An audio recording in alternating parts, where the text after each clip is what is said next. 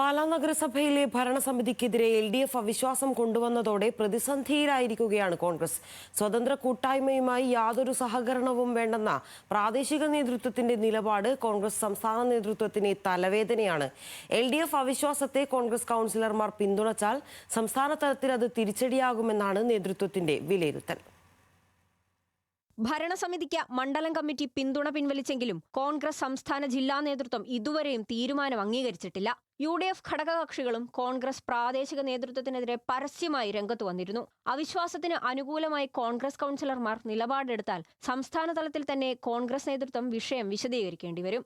അതുകൊണ്ട് തന്നെ പ്രാദേശിക നേതൃത്വവുമായി ഉടൻ തന്നെ ചർച്ച നടത്താനാണ് കോൺഗ്രസ് തീരുമാനം. എന്നാൽ സ്വതന്ത്ര മുന്നണിയുമായി സഹകരിക്കേണ്ട എന്നതിൽ വിട്ടുവീഴ്ച വേണ്ടെന്നാണ് പ്രാദേശിക നേതൃത്വത്തിന്റെയും കൗൺസിലർമാരുടെയും നിലപാട്.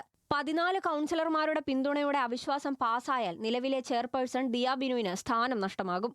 എന്നാൽ കോൺഗ്രസ് സംസ്ഥാന നേതൃത്വത്തിന്റെ ഭാഗത്തുനിന്ന് തീരുമാനമുണ്ടാകുന്നതുവരെ വിഷയത്തിൽ പ്രതികരിക്കേണ്ടെന്ന നിലപാടിൽ ഉറച്ചു നിൽക്കുകയാണ് സ്വതന്ത്ര മുന്നണി. നോട്ടീസ് നിയമപരമെന്ന് ഉറപ്പുവരുത്തിയാൽ നോട്ടീസ് ലഭിച്ച തീയതി മുതൽ 15 പ്രവൃത്തി ദിവസങ്ങൾക്കുള്ളിൽ അവിശ്വാസ പ്രമേയം ചർച്ച ചെയ്യുന്നതിനായി സഭയുടെ പ്രത്യേക യോഗം വിളിച്ചു ചേർക്കും. ന്യൂസ് മലയാളം, കോട്ടയം.